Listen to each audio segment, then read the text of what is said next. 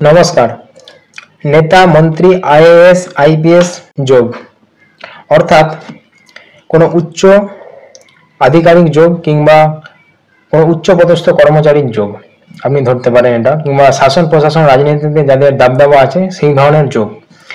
কিরকম জন্মকুণ্ডলীতে যোগ থাকলে এরকম কিছু হওয়া যায়, কিংবা আপনি ধরতে পারেন কোনো কোম্পানির সিইও ধরতে পারেন, অর্থাৎ কোনো উচ্চ পদ এক কথায়। তো জন্মকুণ্ডলীতে যদি যে কোনো তিনটি গ্রহ স্বরাশি হয় কিংবা যে কোনো তিনটি গ্রহ উচ্চস্থ হয়, আমি এখানে বোঝার সুবিধার্থে একটি চার্ট বানিয়ে দিয়েছি। এই পাশে গ্রহ, এই পাশে স্বরাশি, এই পাশে তার উচ্চ রাশি।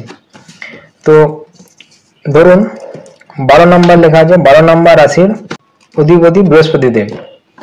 বৃহস্পতিদেব ধরুন এখানে বিরাজমান। এখানে 2 নম্বর লেখা আছে 2 নম্বর শুক্রদেব, 2 নম্বর রাশির অধিপতি শুক্রদেব।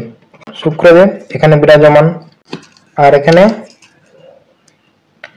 8 নম্বর লেখা আছে, 8 নম্বর রাশির অধিপতি মঙ্গলদেব।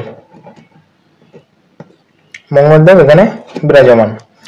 তাহলে কিন্তু এই যোগ লাগু হয়ে গেল। কিংবা যে কোনো তিনটি গ্রহ যদি উচ্চস্থ হয়, অর্থাৎ বৃহস্পতিদেব 4 নম্বর রাশিতে উচ্চস্থ হয়, বৃহস্পতিদেব এখানে বিরাজমান। এখানে বুধ মহারাজ বিরাজমান, কারণ বুধ মহারাজ উচ্চস্থ হন 6 নম্বর রাশিতে। আর এখানে মঙ্গলদেব বিরাজমান, মঙ্গলদেব উচ্চস্থ হন 10 নম্বর রাশিতে। তাহলেও কিন্তু এই যোগ লাগু হয়ে গেল।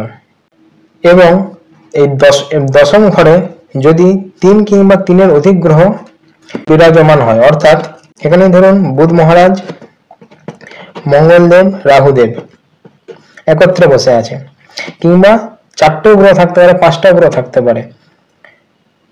দশম ঘরে 3 কিংবা 3-এর অধিক গ্রহ আপনাকে উচ্চ স্তরে পৌঁছতে সাহায্য করে।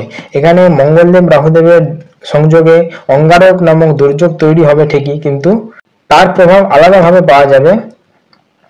কিন্তু দশম ঘরের যে এই সূত্র, 3টি গ্রহ কিংবা 3-এর অধিক গ্রহ দশম ঘরে থাকলে সেই ব্যক্তি উচ্চ পদে থাকেন, এই যোগ কিন্তু লাগু হবে।